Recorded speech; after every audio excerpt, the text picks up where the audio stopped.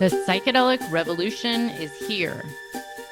If you want to integrate your visionary experiences into your purpose, get clear on your entrepreneurial path, and help people while you do what you love, then this podcast is for you.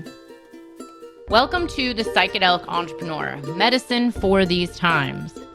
I'm your host, Beth Weinstein. I'm a spiritual business coach, 3-time entrepreneur, and a lifelong student of psychedelics and sacred plant medicines.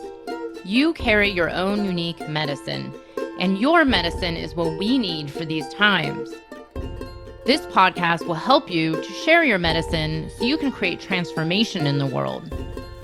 Listen in on conversations with psychedelic leaders, changemakers, and conscious entrepreneurs who are living proof that a better world is possible when you follow your heart and live in alignment with your soul. Welcome back, everyone. Today, I'm so honored to be speaking with Hamilton Souther, who's joining us in Iquitos, Peru right now. Hi, Hamilton. Thanks for being here. Hi, Beth. Thanks for having me on the podcast. It's a pleasure.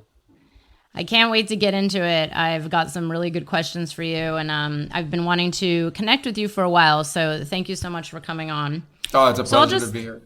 Yeah, no, it's great to have you, especially coming from Iquitos with good internet. This is amazing. Yeah, the world's getting interconnected now. Things are improving on the technology side, but I'm not sure it's improving on all the uses of it. Well, I would actually love to get into that. I know when you said, so the jungle is getting a little more connected now, and I'm trying to be okay with this, at peace with what is, but please let me know there's one place left untouched on planet Earth. I think sadly that planet Earth is from the outside in getting encapsulated in every single form and way that we can. And we have to figure out some way to embrace this. But it's difficult on the emotional side many times for sure. Yeah, the jungle is one of my favorite places to not get any service or see any light or even see an airplane overhead. But I'm sure that's changed by now since the last time I was there. But we'll get into it. I'm going to tell people a little bit about you if they don't know who you are. So in 2002, at the age of 23, after graduating university in anthropology, Hamilton opened Blue Morpho, the first healing center in the Peruvian Amazon, focusing on Amazonian natural medicine and the sustainable use of Amazonian visionary medicines. He is one of the first Westerners to be accepted into an Amazonian traditional plant medicine lineage, and is the first person in this field to be globally covered by Western media, including National Geographic Adventure, The New York Times, Oprah Magazine, and Time Magazine. Blue Morpho has hosted thousands of plant medicine and psychedelic ceremonies with thousands of people around the world. So Hamilton, I would love to hear your story. I mean, I've heard it before, but for people who don't know, how did you get into this, open up one of the, what I would call the OGs. It was the very first ayahuasca center I had heard about a long time ago. How'd you get onto this path, and were you on a completely different path at one point in your career?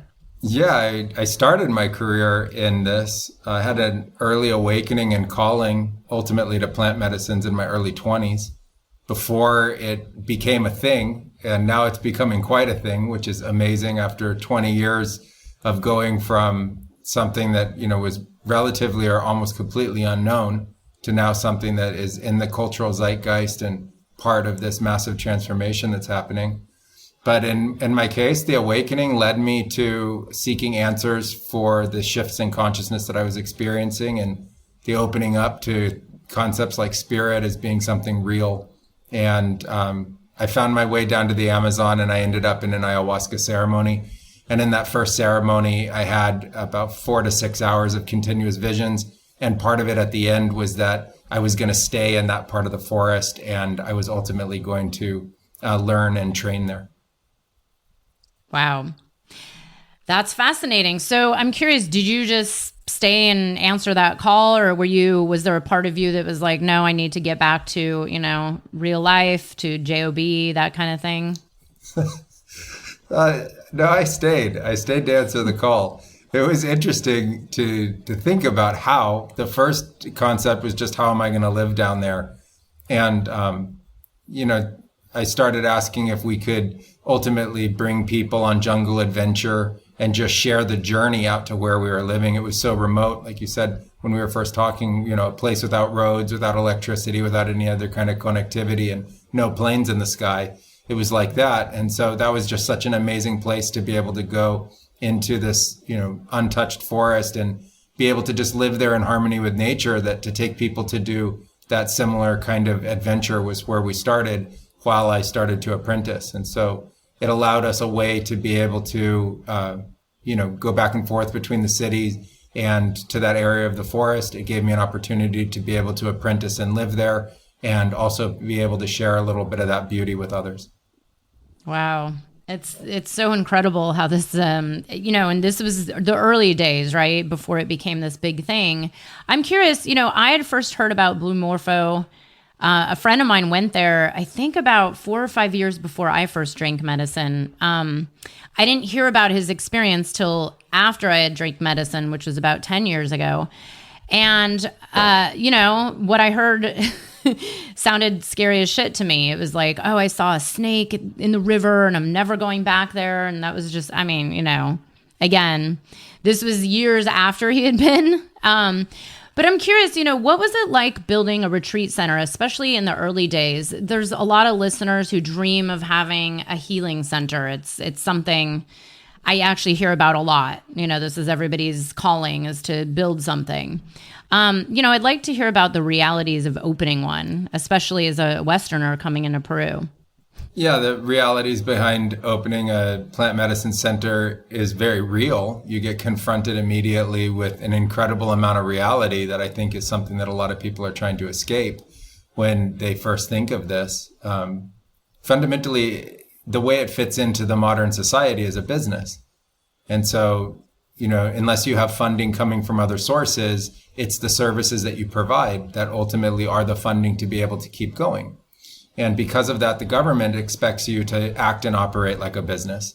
And that includes all different kinds of licenses and permits and inspections and interaction and running an administrative office and interacting with financial institutions, et cetera. And so there's really no way around that aspect of life. It comes with a tremendous amount of responsibility.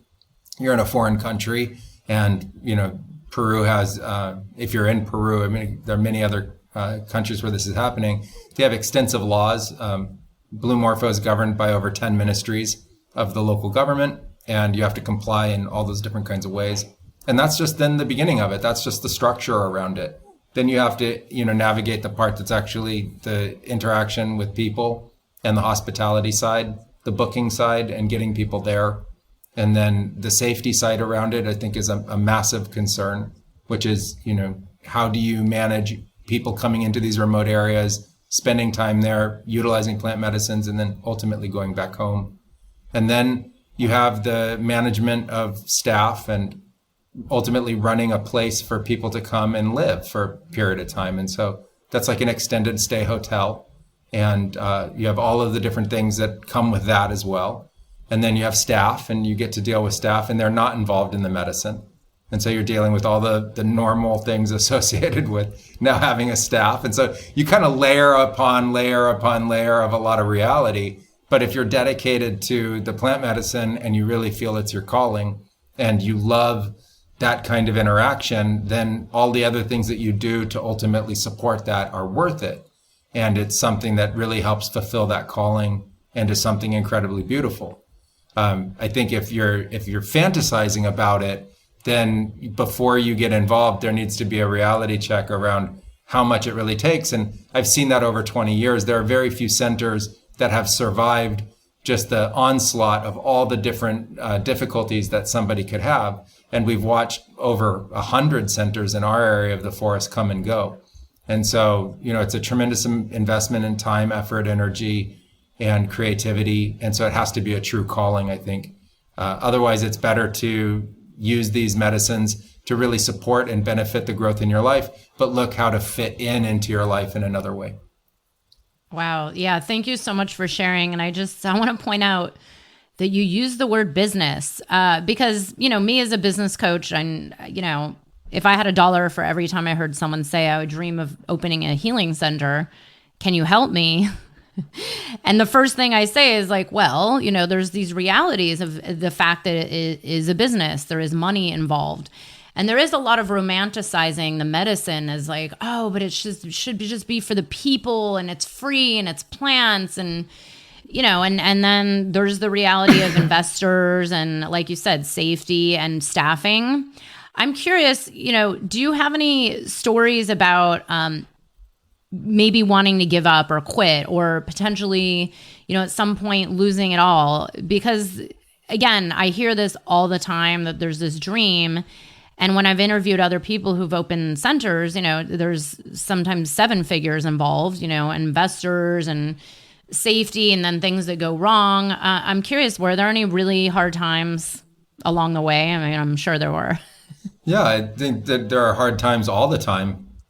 It started hard, and I don't think it's gotten very much easier. Although I think about it all the time, and I wonder if life's really easier for anybody else as well. I'm not sure it is in that sense. And so, I question that aspect of it often, but the difficulties that you come across are, especially if you operate for a very long time, you have to think like the difficulties that we had in year 1 to 5 are different than the difficulties you have from year 5 to 15, which are then different than the difficulties in 15 to 20, 22 years. You always question, are you on the right path? Is this really what you need to be doing? I think those are what they call the tests. Those are the tests of virtue or the tests of spirit that come through any kind of path. And you have to ask yourself if you're really truly dedicated to the path of medicine and to the path of healing and what that looks like.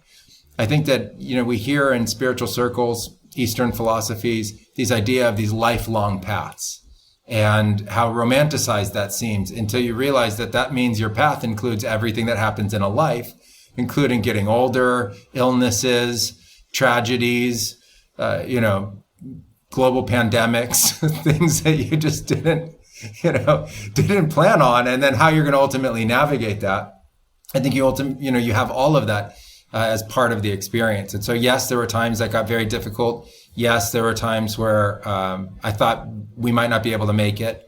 And then there were times where even we had to close down, like during the COVID pandemic, and then question whether we would ever reopen. And I'm thankful to be able to say that we were able to last October, and things now are better than ever. But it is an amazing journey to lead and operate a center like this.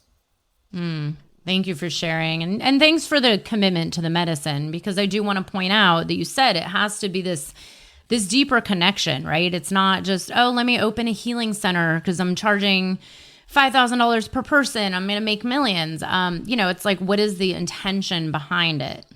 But let's get into some questions about the medicine and the kind of people that go there to Blue Morpho and what you guys have going on and coming up.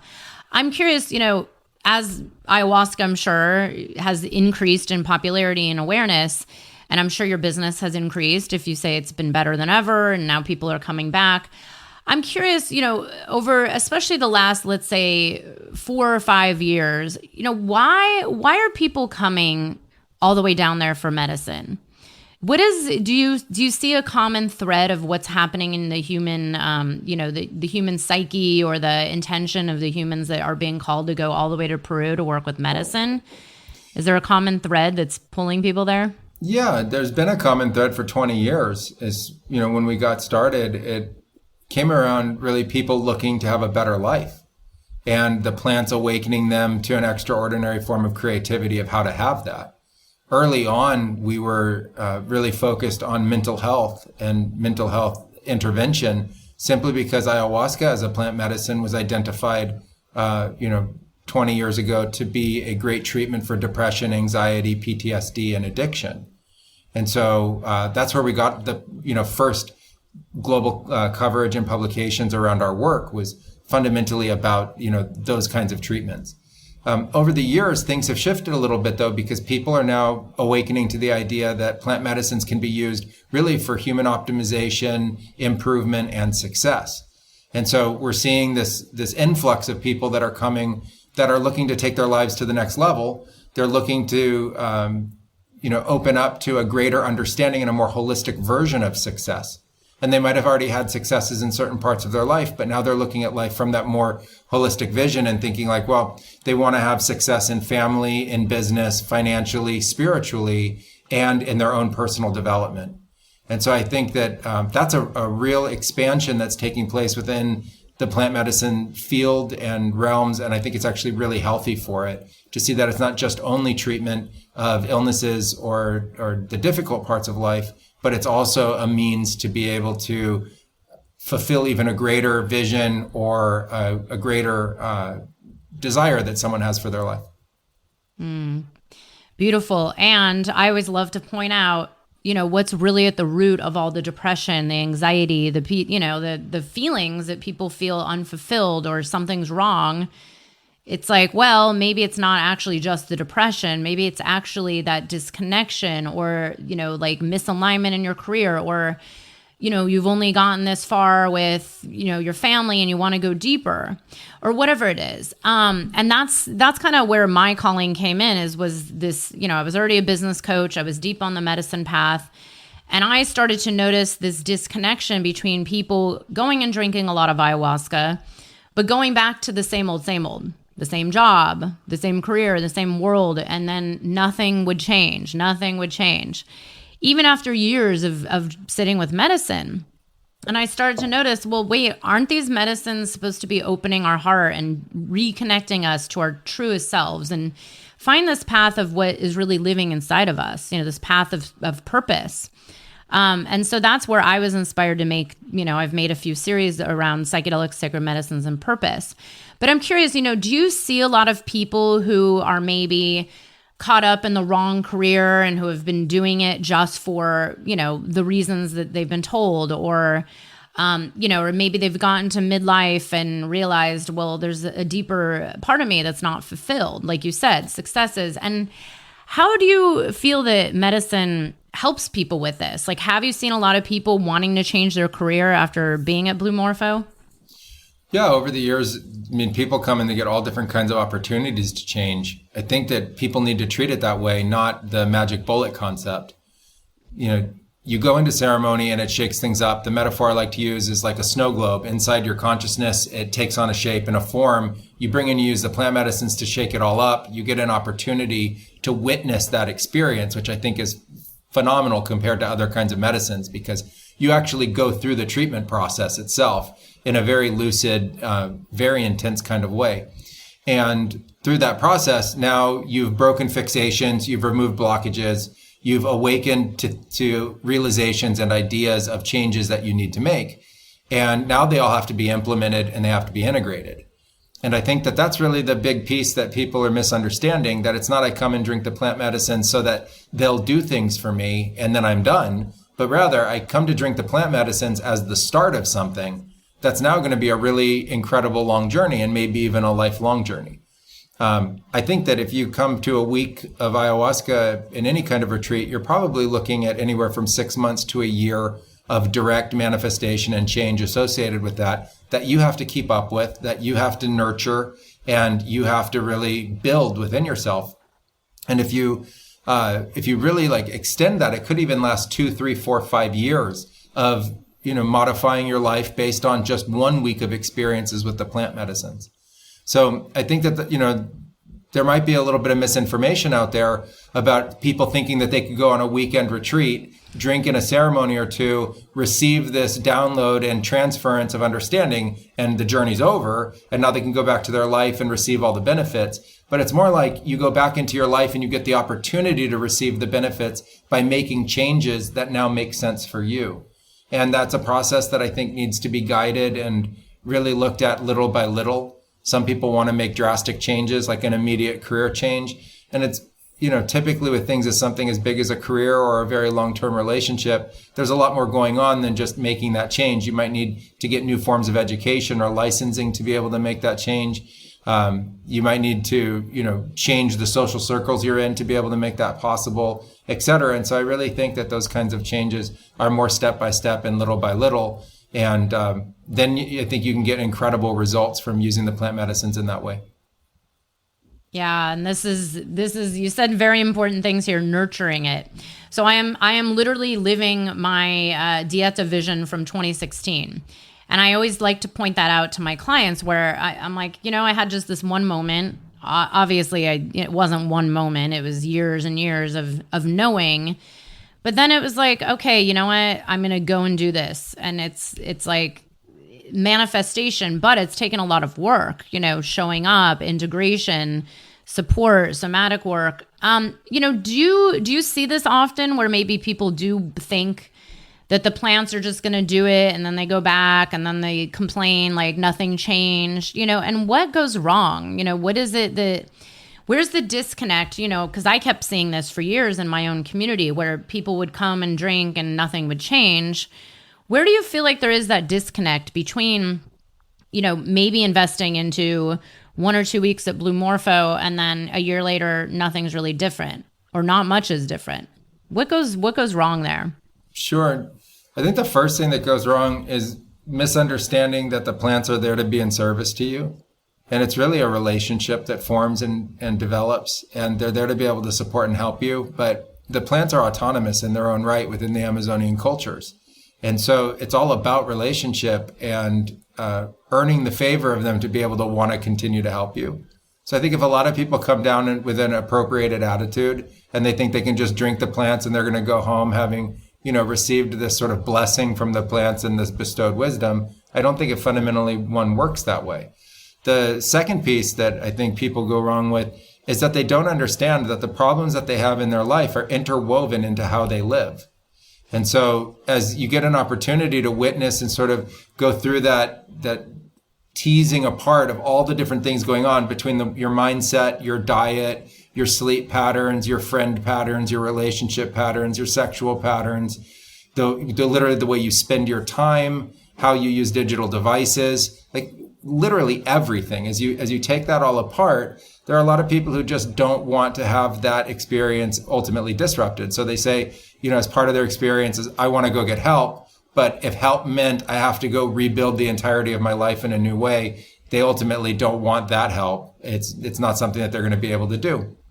I think other people also get caught up in different kinds of habits, and that the habits just persist, and that you would actually need many more plant medicine interventions along that way, and some kind of guidance or coaching, which is what the traditional medico vegetalistas or shamans would provide during that time, kind of on a weekly or bi-monthly basis, to be able to just interject and share some ideas and pointers about how to continue that evolution and that evolving process.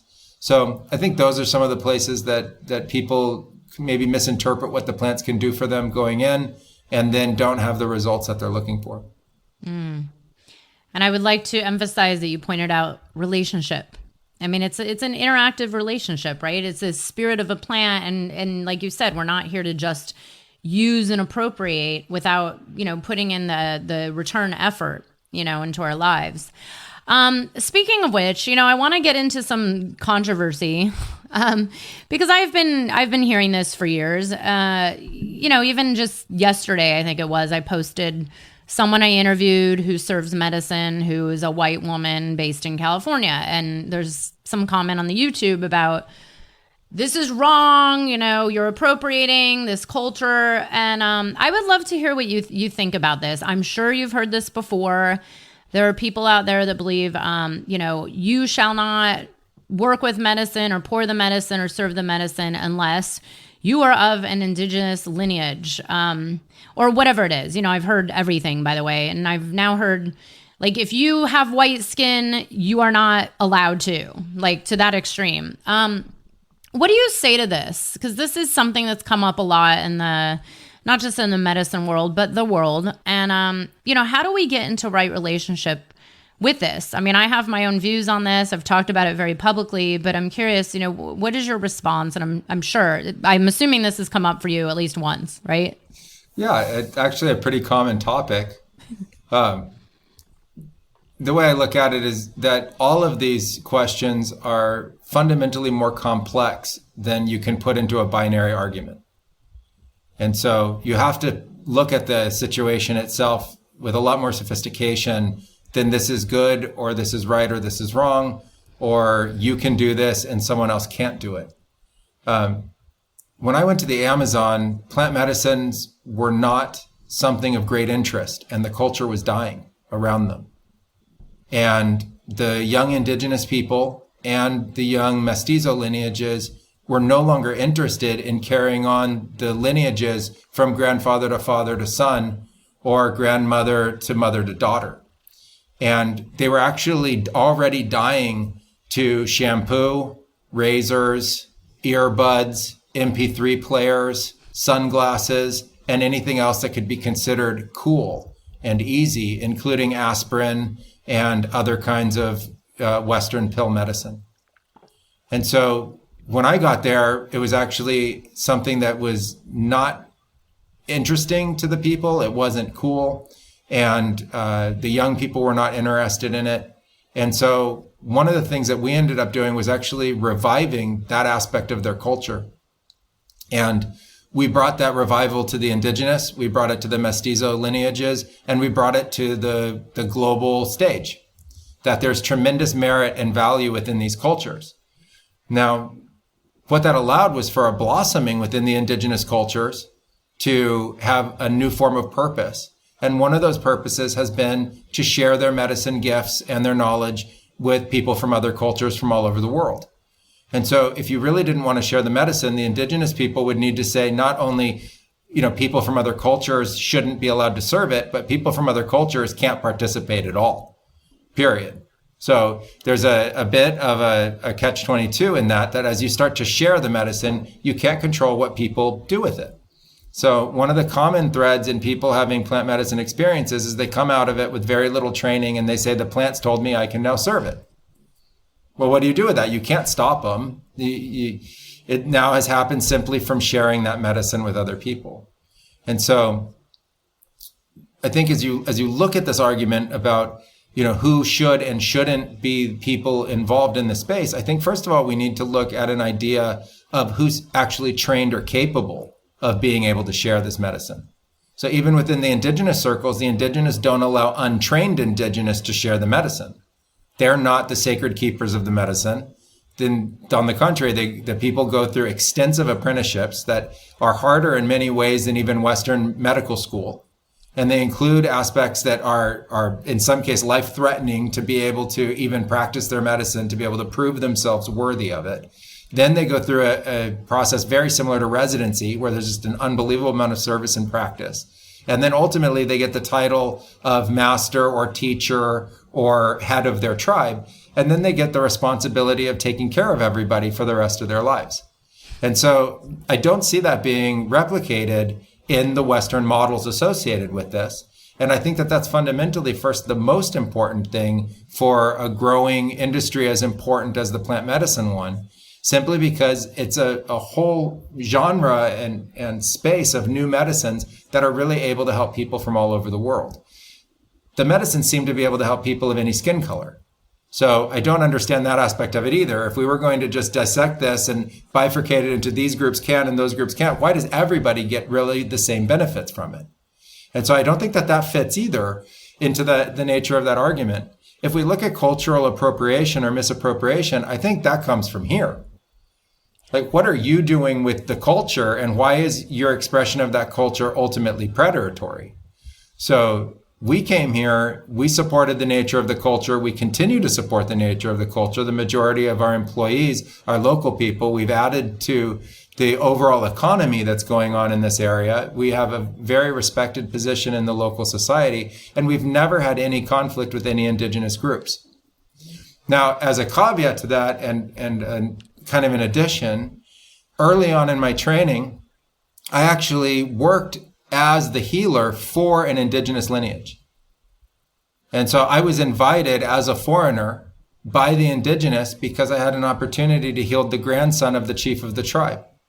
And they needed a healer in that moment, and I was the only one in the vicinity in the area. And I healed the grandson of the chief without even knowing that the child was the grandson of the chief.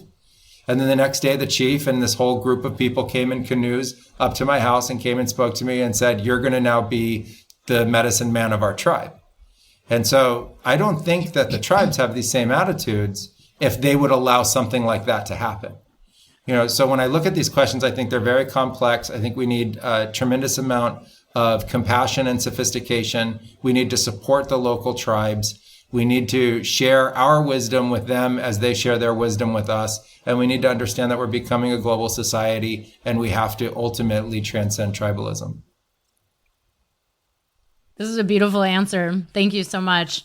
Because it's interesting the time I've spent down there, which is mostly with mestizo cultures, which is also another reality, is that there's this illusion that, there's just indigenous people are the medicine carriers and they live off the land. And I'm like, no, they actually have motorcycles and buy things and need money just like most human beings. And, I've talked about this before on other episodes, but to also know that, what's at the root of all this? Well, what do we all want on planet Earth? Unity, love, compassion, a more beautiful world that we all know is possible.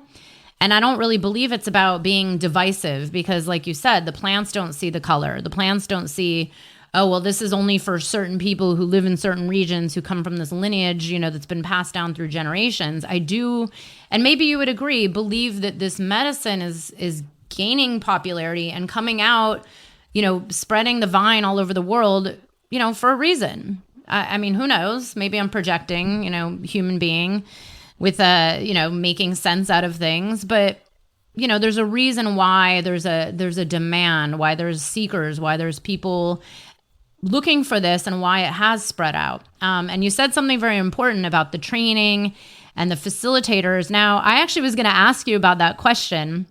I've asked a lot of people who are ayahuasqueros this question about what happens when you drink the medicine. It tells you that you're now supposed to go serve it, which seems to happen a lot. It's funny. It's never happened to me over 10 years and hundreds of ceremonies. But what do you think is really going on? And I've always wondered how much of this is the human ego versus the truth of you are actually called to serve, and how does one be discerning? Well, I think like anything else, you have to ask yourself if you're prepared.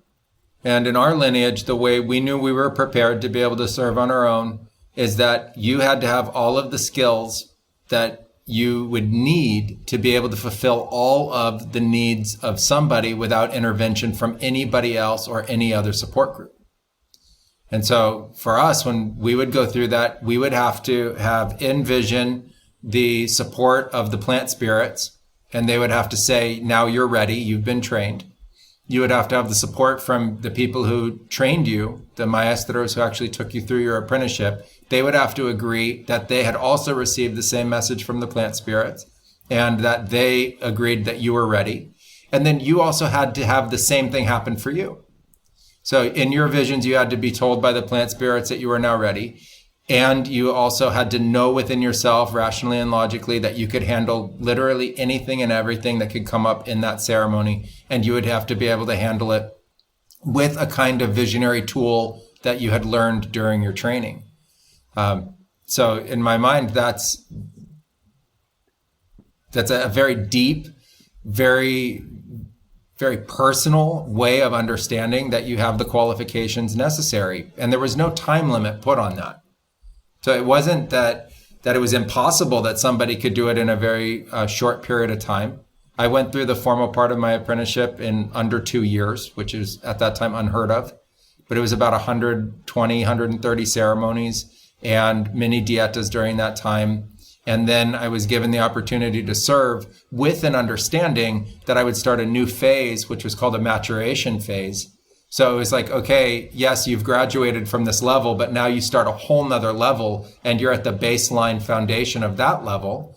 And now you're going to learn that through work with other people and by serving medicine. And you're capable of keeping them safe and being able to do the healing work necessary. But now you're also going to learn through that process.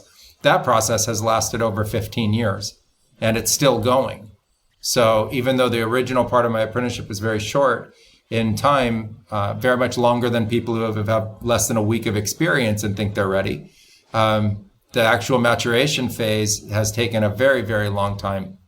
And it's been a very powerful, very amazing series of experiences.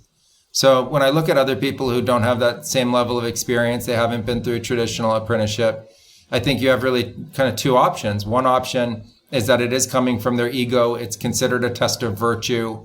They need to tell the medicine, yes, I will be a server of this, but I'm not ready. Please train me. So it says, hey, go do it. And you're supposed to say, no. It's like the exact opposite logic of someone forcing you to put on a seatbelt. Like the seatbelt's in the car and someone comes and says, you don't need to use the seatbelt.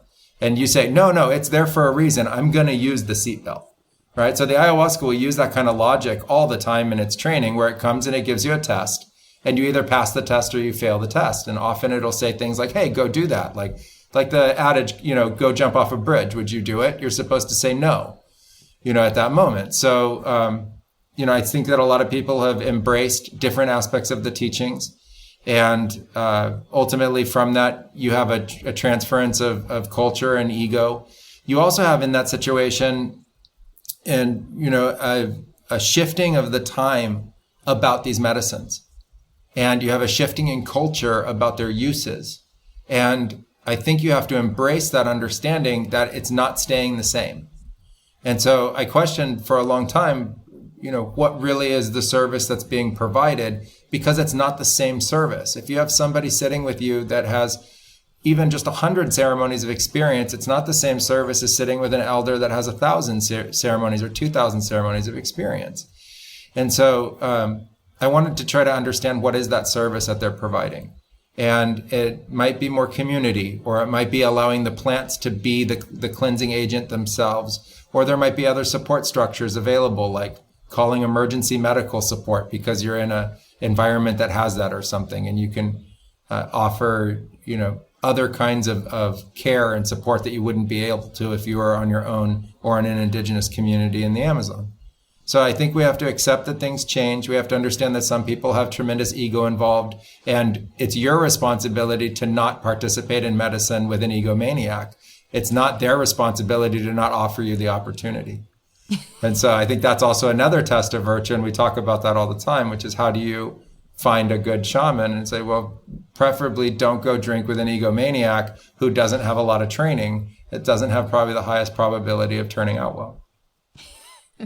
It's funny. I just had this conversation earlier today with a client of mine. And, I do want to point out, because I've heard this for years from people like, oh, I'm being called to the medicine. Here's how I've seen any call through the medicine, even what I'm doing now. I was already a coach, had numerous visions. They went on for almost 3 years straight, and I actually just I kept saying no. I was like, there's no way that's not real. That's just some, illusion coming through. And then I just kind of started getting curious, maybe I should make a psychedelic summit. Maybe one day, I don't know, not now.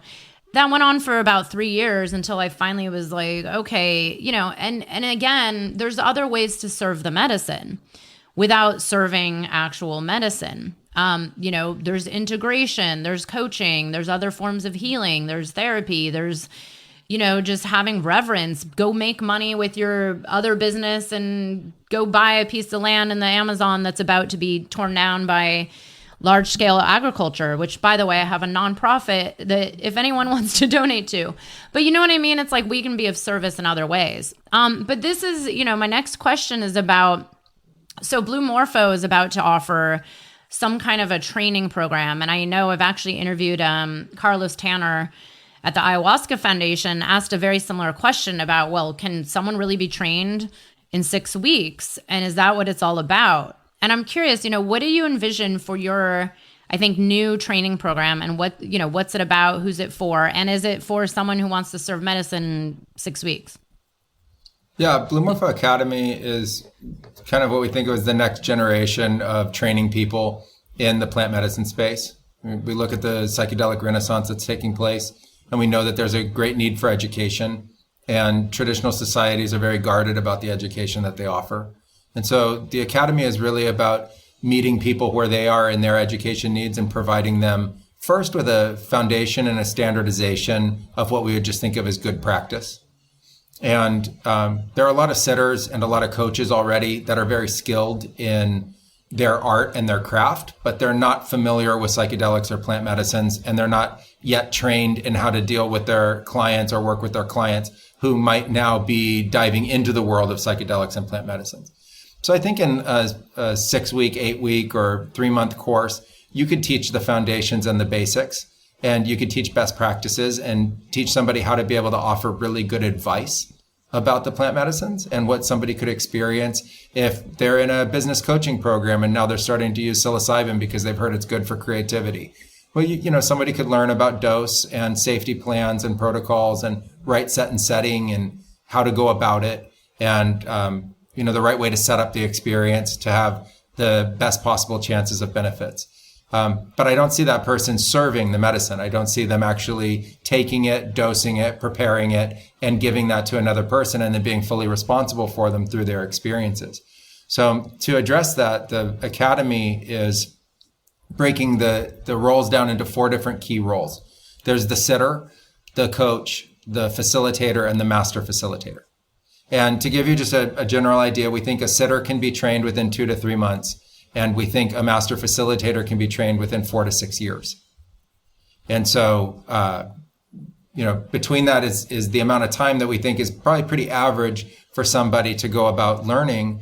And in the case of the role of the sitter is literally that, a sitter, a person to be there, not take the medicine, be able to support somebody who's going through that experience, knows the right things to say, knows the right way to be able to support somebody, knows what to do if something goes wrong, knows how to have an emergency plan, et cetera. And I would expect that they already come with some skills, either from psychology or from coaching, et cetera.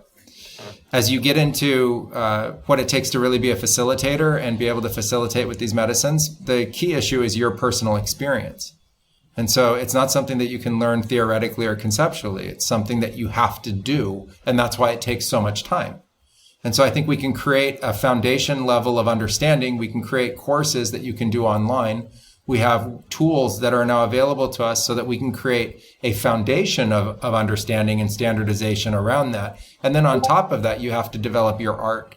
You have to develop what is truly unique to you and why you're a sacred healer or a sacred carrier of these medicines.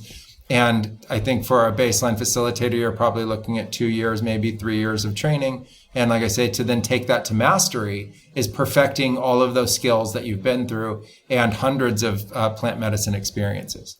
And so it would really require true dedication during that period of time. But I think that people will really embrace this as a career and take it very seriously, like other careers, dedicate their time to it. It's an incredibly fun learning process. Experiential learning is really a tremendous joy. And so I think that way we can address the basic needs that are found within the community right now, and also support the people that are looking to take their own practice to that next level.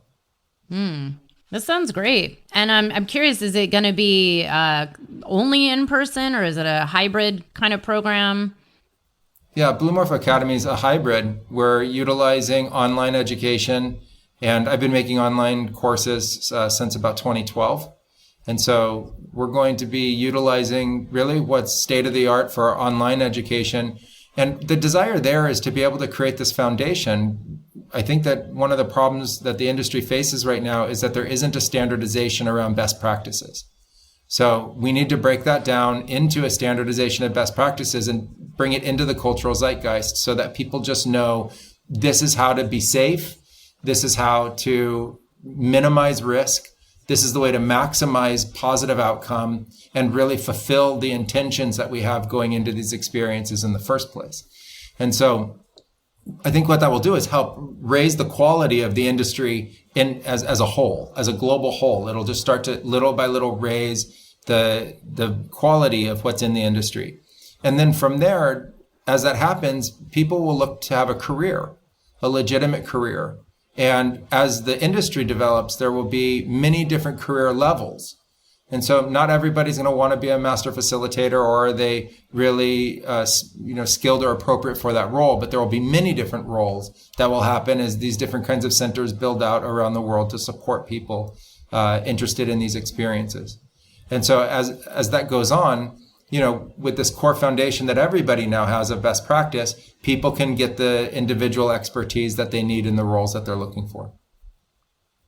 This is great, because this has actually come up so often that there's no standard, there's no code of ethics. We've seen everything, right? We've seen the shaman that dates the participant who's 30 years younger, and right after a ceremony, we've seen sexual abuse. There's definitely issues. And then, to your other point is experiential, right? I personally had someone pay me for help, and I actually gave her money back because she said she wanted to go into it was a long story, but she wanted to give people psilocybin because she's been giving people ketamine, but she's never actually tried psilocybin before.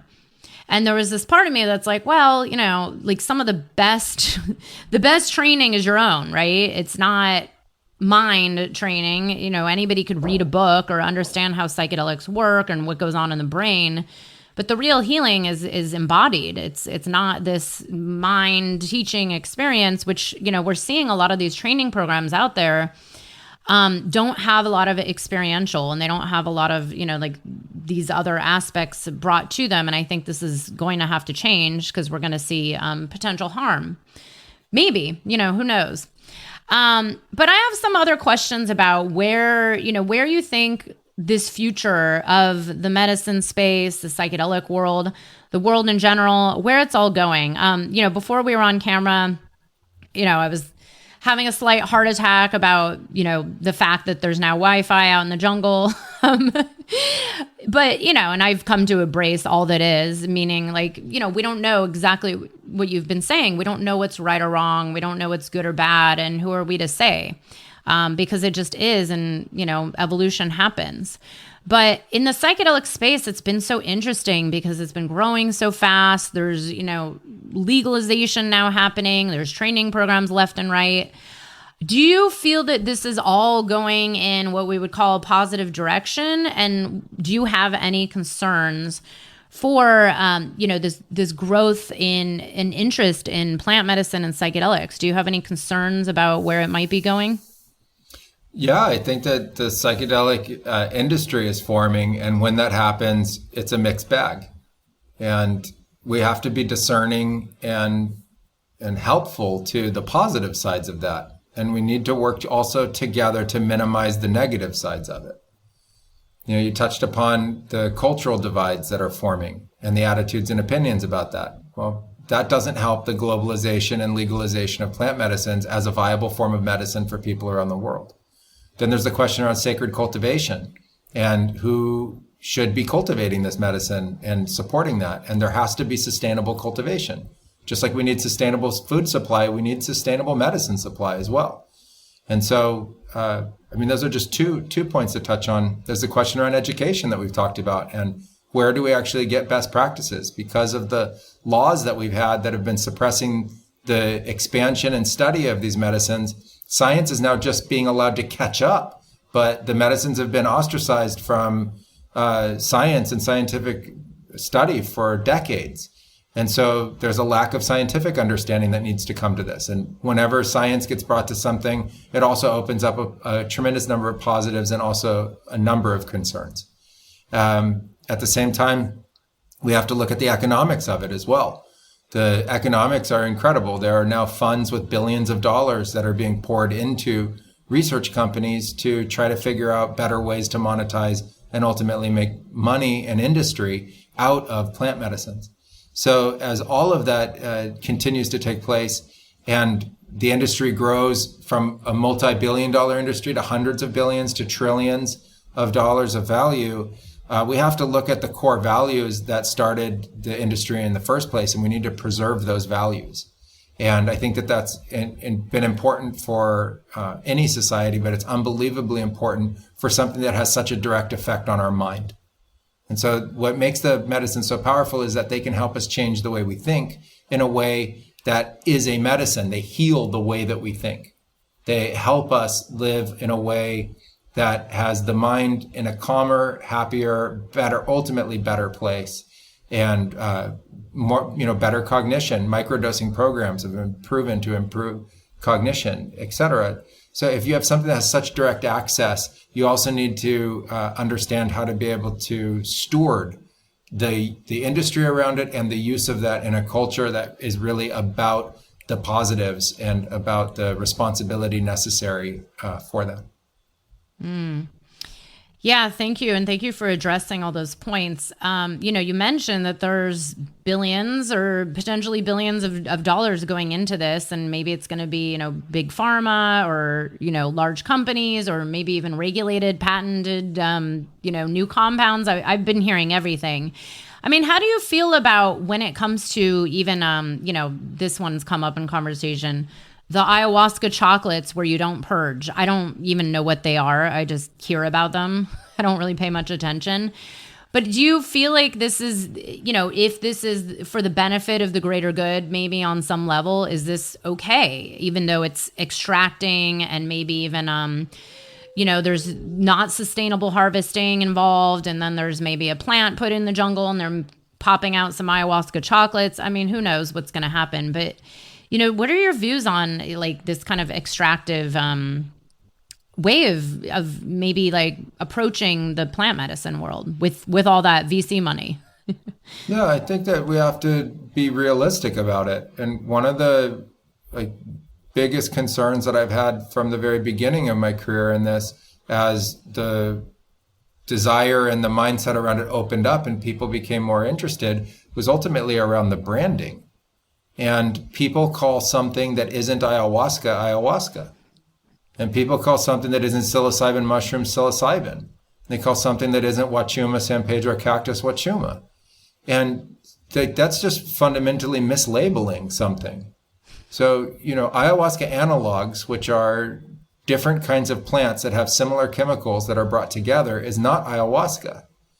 That would be like calling any other vegetable by a different vegetable's name. Like, why?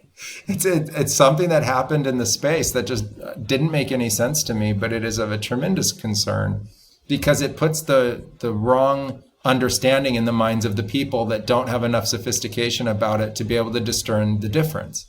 Fundamentally, if you take ayahuasca as an example, it's a very specific kind of vine that goes into what they call ayahuasca, even though there are many, many varieties of ayahuasca that are not used in making ayahuasca medicine. So if you walk through the forest, you'll see lots of different kinds of ayahuasca, and only 2 or 3 of them are actually used to produce what we know of as medicines. So I think the moment that you take it out of its natural form, you take it out of the form of a tea, the way the indigenous people created it and used it, it's no longer the same thing. And we need to treat it that way. It's something else. And I don't have a debate about it. I, like you, don't participate in those kinds of experiences. I personally wouldn't eat an ayahuasca chocolate. But I don't know what's happening for the other people that do.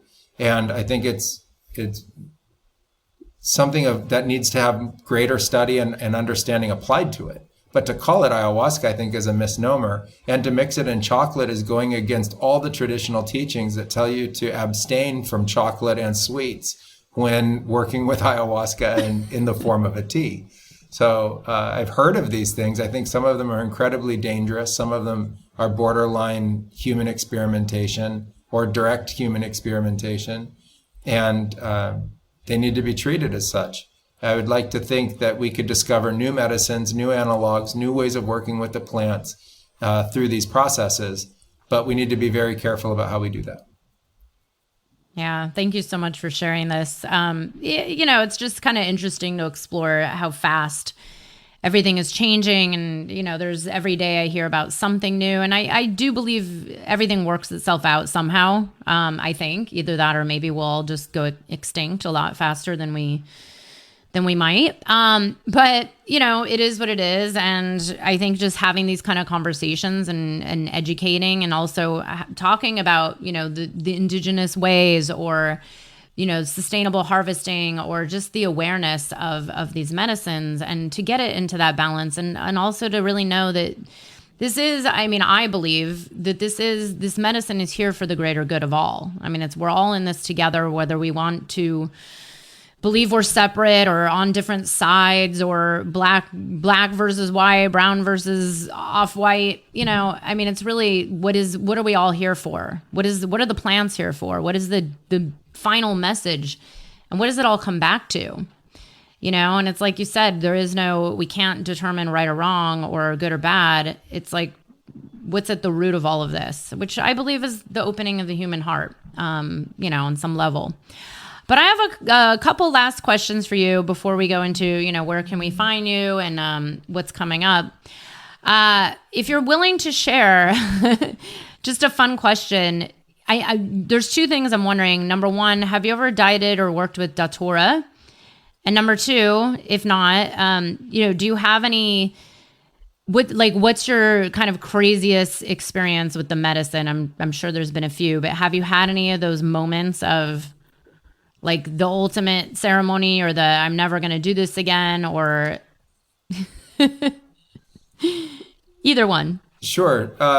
Yes, I've worked with plants similar to Datura, which is a kind of brugmansia that goes by the local name Toei or angel trumpet vine, which is commonly used in the Amazon.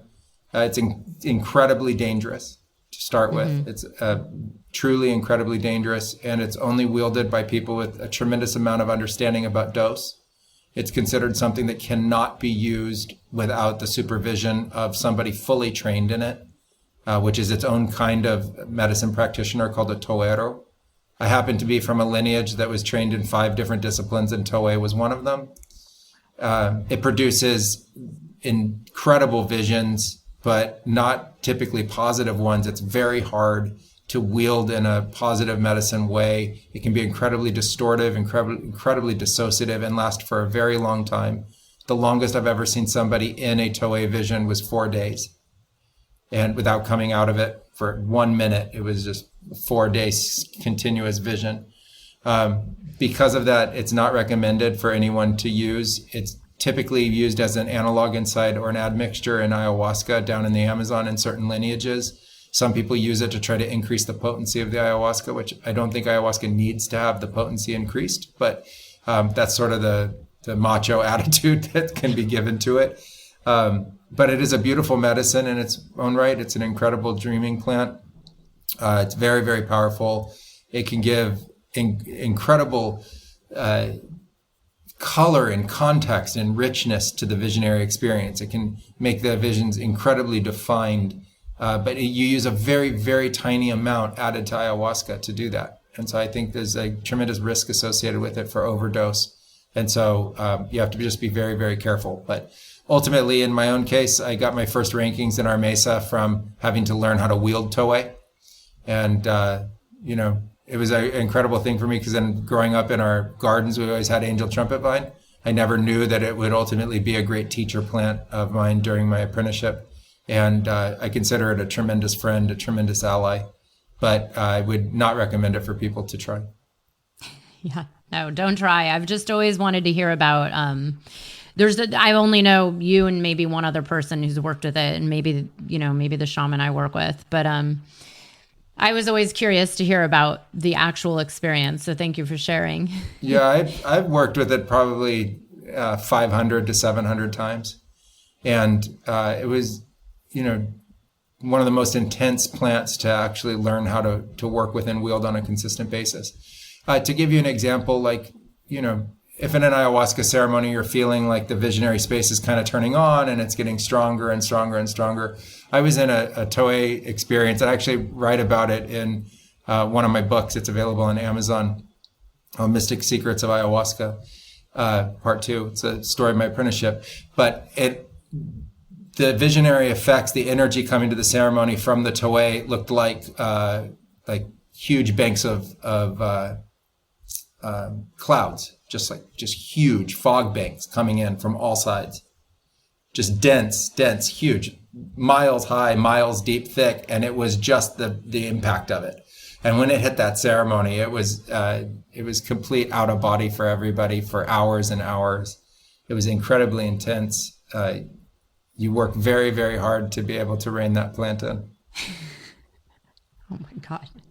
Thank you for sharing. Fascinating and beautiful work. And, you know, definitely a warning for people. Please don't go picking this and trying this on your own. I actually grow, it's not datura, not toei, but a form of datura. And it grows wildly, supposedly, in the hills of California.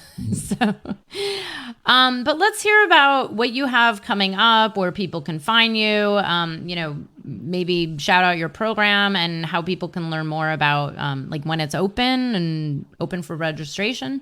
Amazing. Thank you. Yeah. So you can come find me at Blue Morpho, bluemorphotours.com. And the Blue Morpho Academy will be bluemorphoacademy.com. We're launching the Academy website this week, and we'll start early signups in May, and we'll go live with the first groups in June and July. We'll have the certification programs, coaching programs, elite retreats, and we're opening our lodge here in the Amazon for long-term stay and dietas. So if you're interested in having an opportunity to be able to come for longer than just a week-long retreat, which we'll also continue to offer, that will be available through that website. And you can find me on social media at Hamilton Souther on Facebook and Instagram. And I'm on Twitter and a bunch of other social sites. So please come and join our newsletter. Come to bluemorphotours.com. Check us out. If you're interested in the Academy, come and write us. And we love to have you be in our community and participate in plant medicine with us and continue this amazing journey. Beautiful. Well, we'll have all the links right here in the show notes so everybody can be in contact. And, let me know when it launches. I'm happy to share it. Thank you so much for your time and being with us today, Hamilton. It was an honor to have you. And thank you most of all to the work you're doing for the planet. Very important. Thank you, Beth. It's a real pleasure. Wonderful interview. And it's a real honor to be on your podcast. I hope you enjoyed the episode. If you're feeling inspired, I'd appreciate it if you showed your love with a review. And check out my YouTube channel where you can find the video version of this podcast. You can also head to bethaweinstein.com to learn more about me and grab my free business growth trainings. Remember, you carry your own unique medicine, and your medicine is what we need for these times.